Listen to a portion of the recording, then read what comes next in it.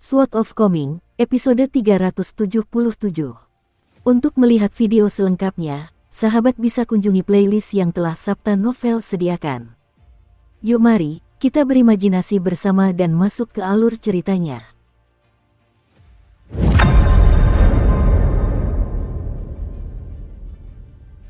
Chen Pingan dan yang lainnya secara mengejutkan menemukan sebuah rumah bambu terbengkalai di tepi danau di pegunungan. Rumah bambu ini telah terbengkalai selama bertahun-tahun, tetapi mereka masih samar-samar dapat melihat bentuk aslinya. Orang bisa membayangkan betapa indahnya rumah bambu ini di masa lalu. Pasti dibangun oleh orang kaya yang hidup terpencil, dan orang ini pasti suka memancing. Mereka berhenti di sini untuk beristirahat, dan setiap orang diberi tugas. Chen Pingan pergi untuk memotong dua batang bambu yang sudah matang, satu panjang dan satu pendek. Ketika dia kembali, Su Lian sudah menyalakan api unggun. Chen Pingan berjalan mendekat dan berjongkok, menggunakan api untuk perlahan-lahan mengeraskan bambu. Ini akan meningkatkan kekuatan joran pancing dan mencegahnya patah oleh makhluk yang lebih besar di danau. Chen Pingan menyerahkan batang bambu yang lebih pendek kepada Pei Qian dan menginstruksikannya untuk meniru tindakannya. Di dalam rumah bambu, Su Lian dan Su Yuanxia saling bertukar pengetahuan. Mereka duduk agak jauh dari orang lain, dan tampaknya Su Lian sedang memamerkan buku yang disebut buku keabadian yang diberikan oleh Pak Tua Sun kepadanya. Tentu saja, itu adalah buku tentang pria dan wanita yang berkelahi di ranjang.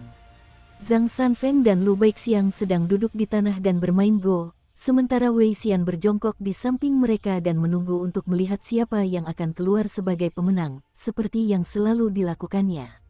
Banteng tanah kuning itu sedang berjaga-jaga di hutan pegunungan dekat rumah bambu.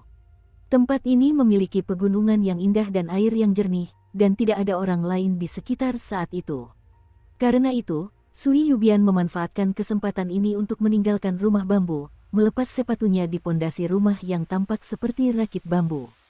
Sui Yubian kemudian duduk dan memasukkan kakinya yang sehalus giok ke dalam air, meletakkan Deep Infatuation di atas lututnya. Dia meletakkan tangannya di mulut dan ujung sarung pedang sambil menatap ke kejauhan. Udara di pegunungan terasa sejuk dan menyegarkan. Setelah meluruskan dua joran pancing bambu dengan panjang berbeda, Chen Pingan mengayunkan joran pancingnya beberapa kali untuk melihat seberapa jauh joran itu bisa melengkung.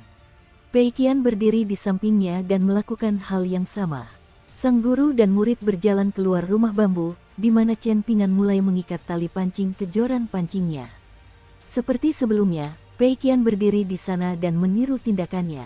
Namun, ia tidak begitu mahir dalam beberapa detail, jadi Chen Pingan membantunya memperbaiki beberapa simpul dan memasang kail pancing.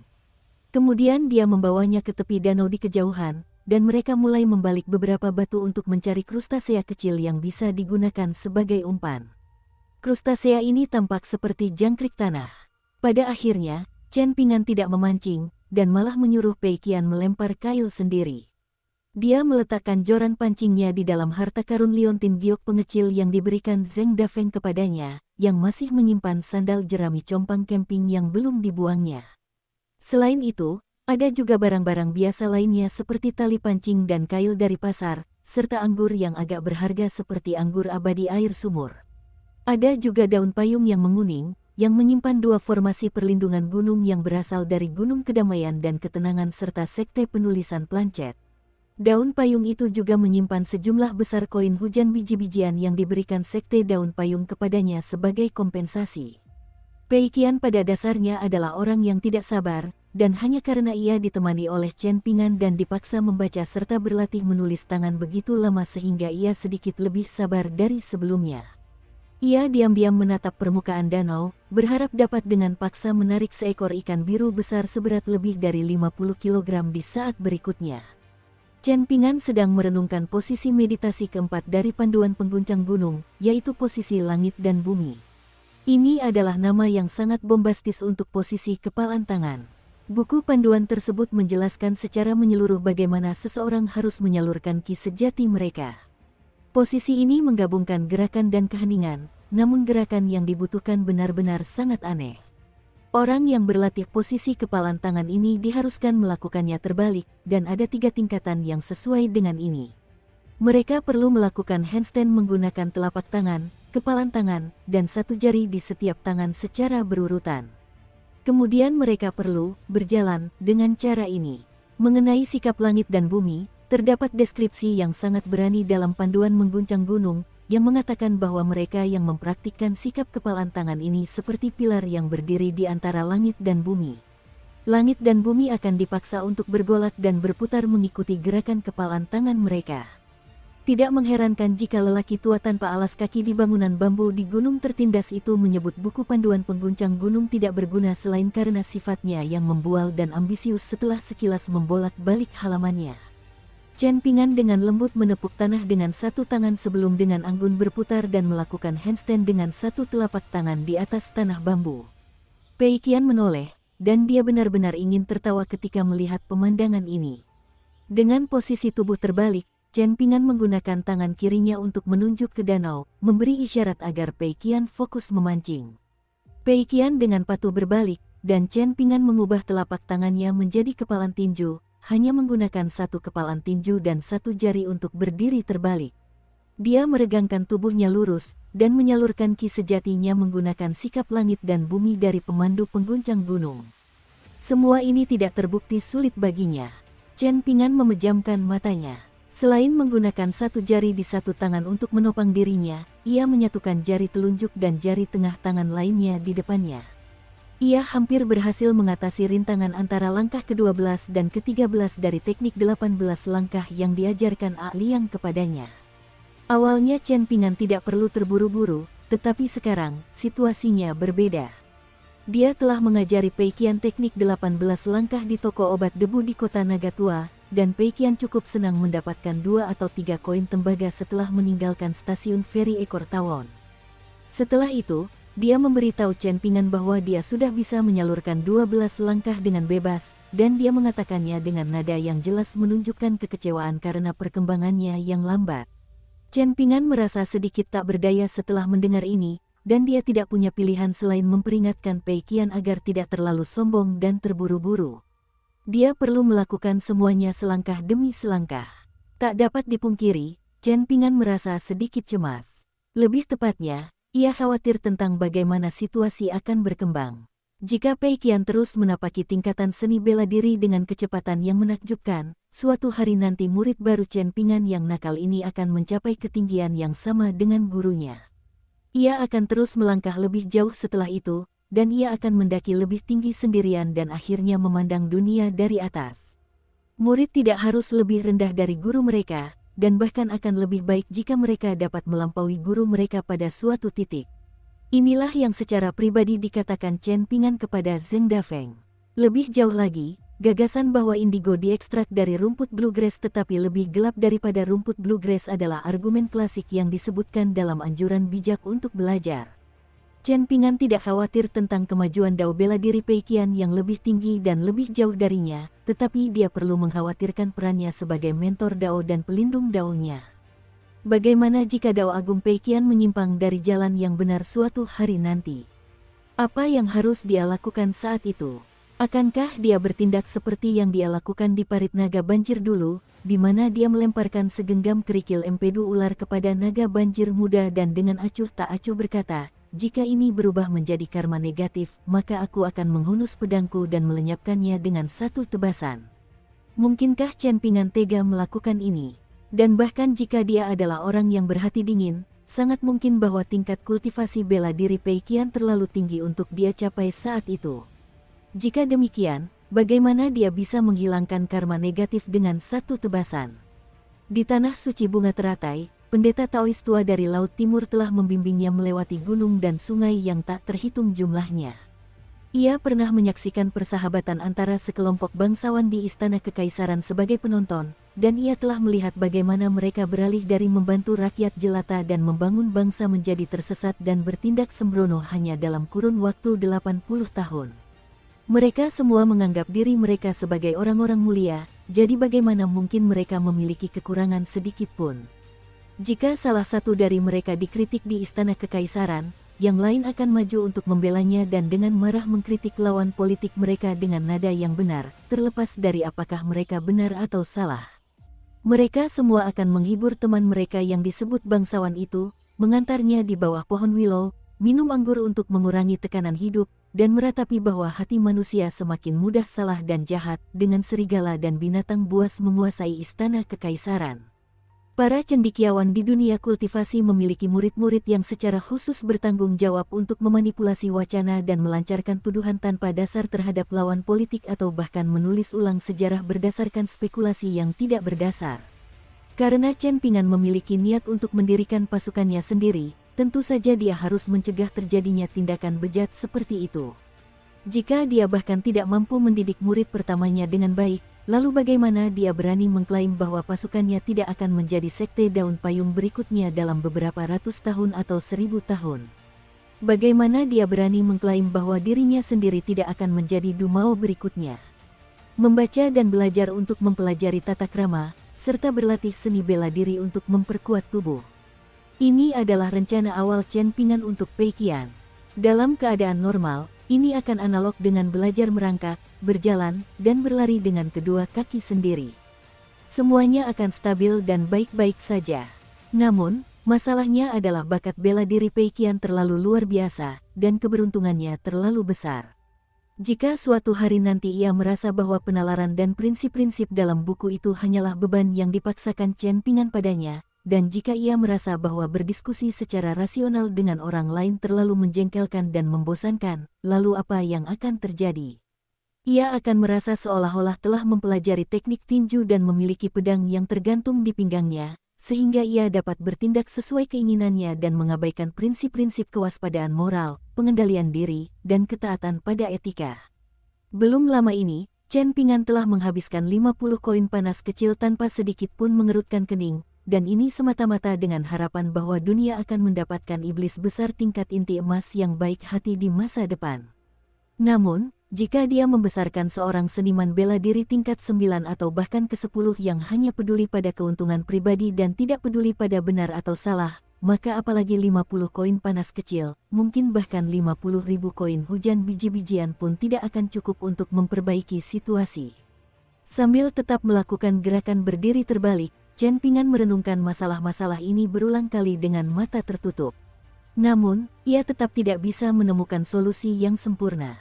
Apakah dia benar-benar harus memutuskan jalur bela diri Pei Qian dengan tangannya sendiri demi kemungkinan kecil di masa depan itu?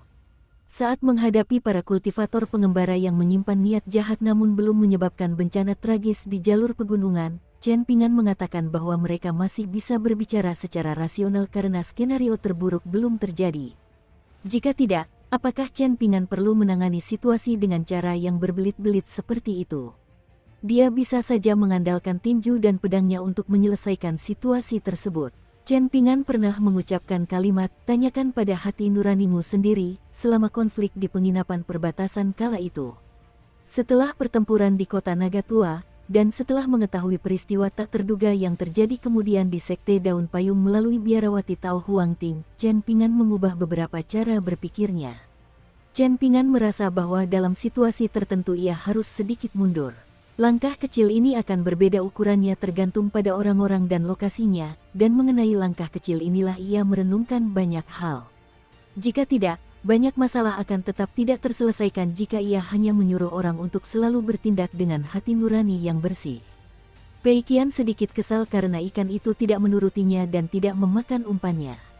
Namun, tiba-tiba ia merasakan sedikit sakit di pipinya, dan ia menyadari bahwa Sui Yubian sedang memberi isyarat padanya dengan tatapan matanya. Mengikuti tatapan Sui Yubian, Pei Qian melihat bahwa alis Chen Ping'an berkerut dalam saat ia tetap berdiri dengan kedua tangannya. Ini cukup tidak biasa baginya. Sui Yubian menarik kembali jari yang tadi digunakannya untuk memercikkan setetes air ke pipi Pei Qian. Ia terus menatap ke kejauhan. Pei Qian dengan lembut meletakkan joran pancingnya di tanah dan diam-diam menyelinap ke sisi Chen Ping'an. Dia berjongkok dan menatap dahi tuannya yang berkerut. Mungkin tuannya agak lambat sadar, jadi dia baru mulai merasakan sakit hati karena telah membuang 50 koin panas yang lebih rendah itu. Chen Ping'an membuka matanya dan menatap wajah gadis kecil kurus yang sering terpapar sinar matahari dan angin, namun wajahnya belum juga memucat. Dia tersenyum dan bertanya, "Ada apa?" Pei Qian berpikir sejenak sebelum menjawab, apakah ada sesuatu yang mengganggu pikiranmu, guru? Mengapa tidak kau ceritakan padaku? Chen Pingan mendorong ringan dengan tangannya, berbalik dan kembali ke posisi berdiri normal.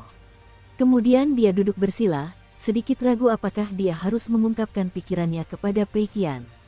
Dukung terus channel YouTube Sabta Novel. Hal-hal ini terlalu jauh, dan prinsip-prinsip yang terlibat juga terlalu mendalam. Apakah Pei Qian masih terlalu muda untuk hal-hal ini? Akankah kata-kata dan emosinya seperti batu besar yang menekan pundaknya? Chen Pingan meraih labu penyembuh pedangnya dan menyesap sedikit anggur obat. Angin sepoi-sepoi yang membawa aroma pegunungan dan air dengan lembut menyapu tubuh Chen Pingan, membuat pikirannya merasa sedikit lebih tenang. Umur 100 tahun sangatlah langka, namun dibebani oleh kekhawatiran yang cukup untuk 1000 tahun adalah hal yang sangat umum. Chen Pingan menyipitkan matanya setelah menikmati seteguk anggur.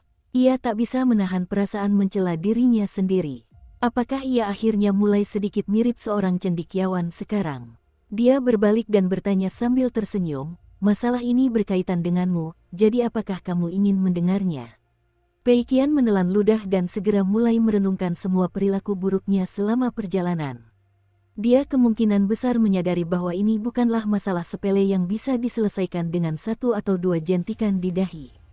Karena itu, dia meringis dan bertanya, apakah aku tidak boleh mendengarkan?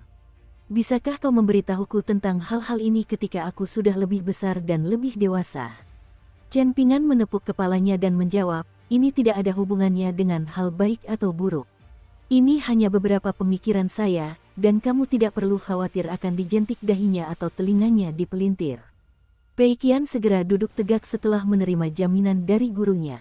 Ia menghadap Chen Pingan yang duduk menyamping, dan tersenyum sambil menyesuaikan pedang bambu dan pedang saber bambu yang diikatkan di pinggulnya. Ia berpura-pura serius dan berkata, silakan, guru. Muridmu akan mendengarkan dengan penuh hormat. Chen Pingan tersenyum dan sedikit berbalik sehingga mereka saling berhadapan langsung. Kemudian dia bertanya, jika suatu hari nanti kemampuan pedangmu, kemampuan berpedangmu, dan teknik tinjumu menjadi lebih hebat daripada gurumu, dan jika kamu menemukan suatu masalah yang menurut gurumu benar tetapi kamu merasa salah, apa yang akan kamu lakukan? Aku akan mendengarkanmu, guru. Apa lagi yang bisa kulakukan? Jawab Pei Qian tanpa ragu. Chen Pingan tersenyum tipis dan berkata, pikirkanlah lagi. Pei Qian mulai menggaruk kepalanya, dan akhirnya menjawab dengan mengerutkan kening, tapi ini benar-benar perasaanku. Jika kau mengatakan sesuatu itu benar, maka itu pasti benar. Jika kau mengatakan sesuatu itu salah, maka itu pasti salah. Chen Pingan tidak memberikan tanggapan apapun terkait hal ini. Pei Qian tidak punya pilihan selain merenungkan pertanyaan ini lagi tanpa tujuan.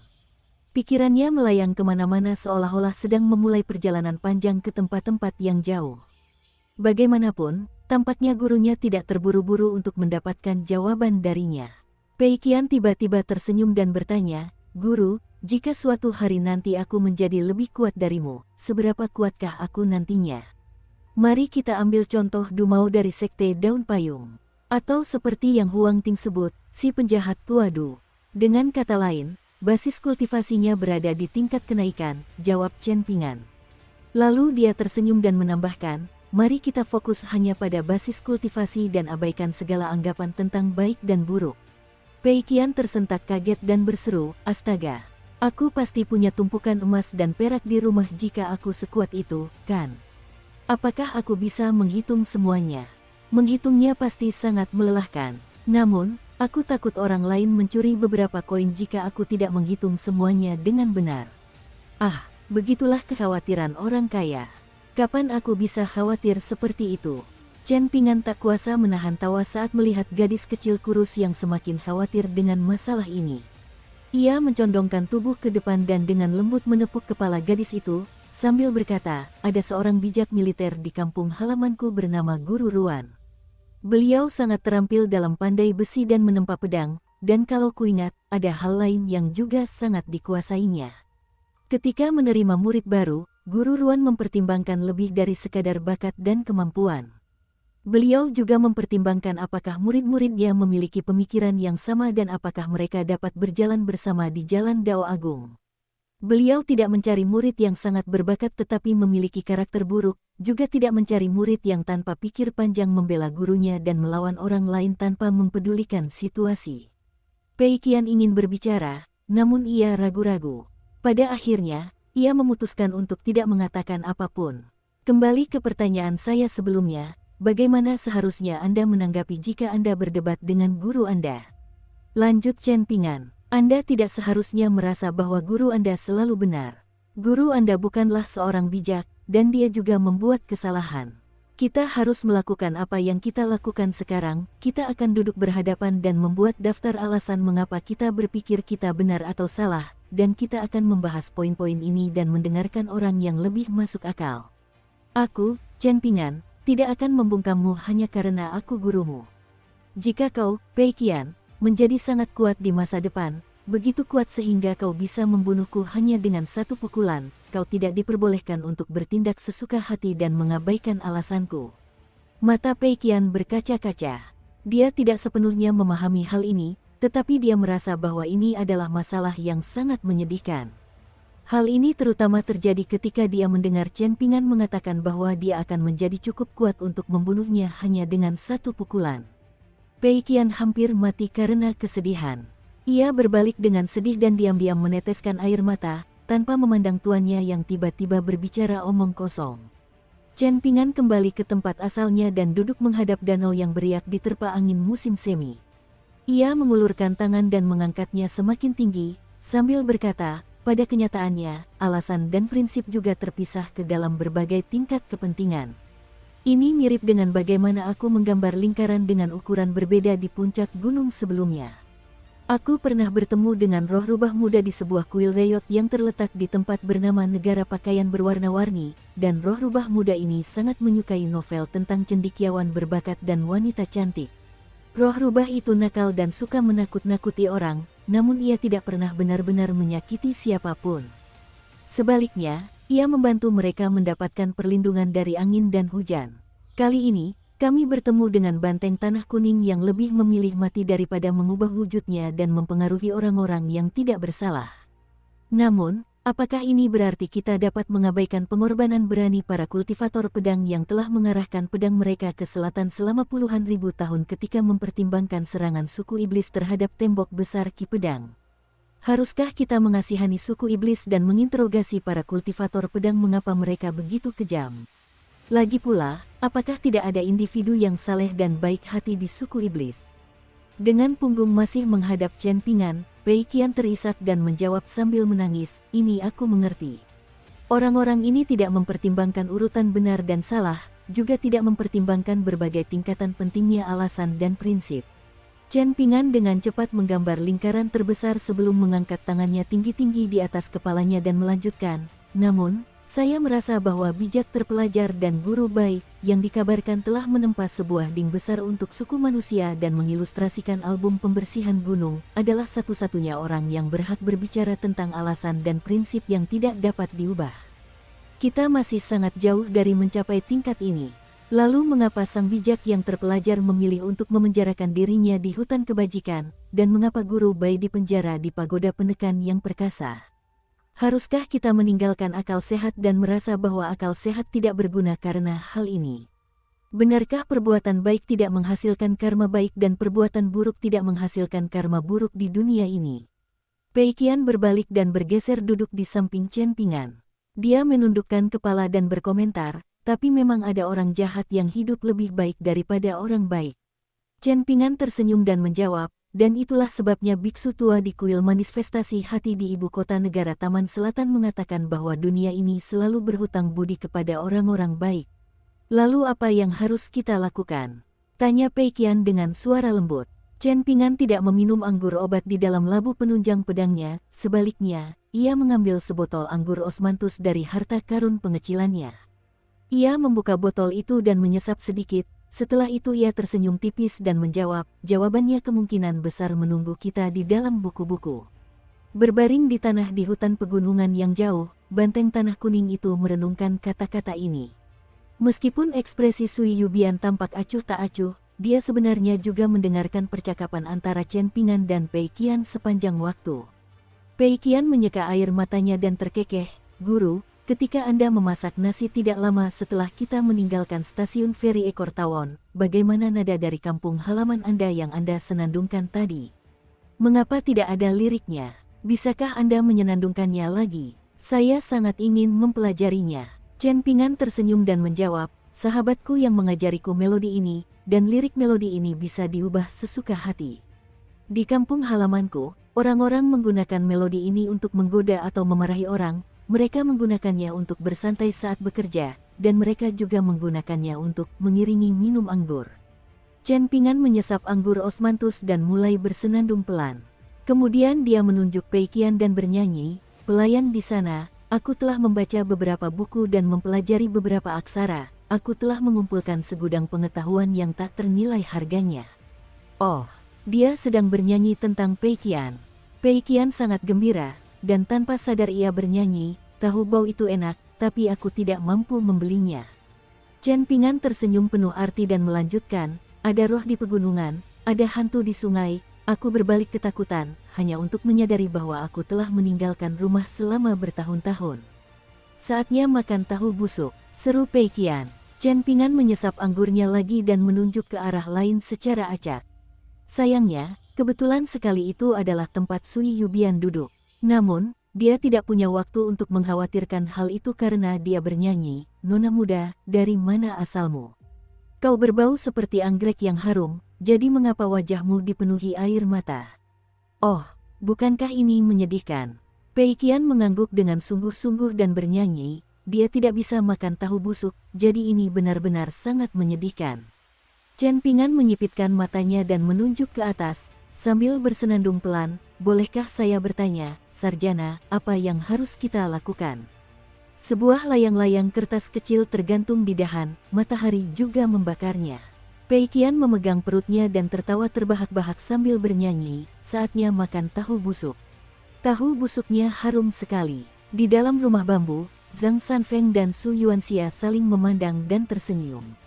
Su Lian juga memejamkan mata dan tersenyum, sambil menganggukkan kepalanya ke depan dan ke belakang. Lu Baixiang menepuk-nepuk lututnya perlahan mengikuti irama musik. Dalam kejadian yang sangat langka, Sui Yubian tidak marah atas tindakan Chen Pingan. Sebaliknya, dia menutup mulutnya dengan tangan dan tersenyum lebar untuk sekali ini, sambil menyipitkan mata karena silau matahari. Wei Xian menopang pipinya dengan tangan dan memiringkan kepalanya. Ia telah berjalan ke pintu masuk rumah bambu dan berjongkok di suatu waktu yang tidak diketahui. Ia memandang sosok kurus gadis kecil berkulit sawo matang itu. Dengan latar belakang pegunungan yang indah dan danau yang jernih, sang guru dan murid menampilkan duet yang meriah.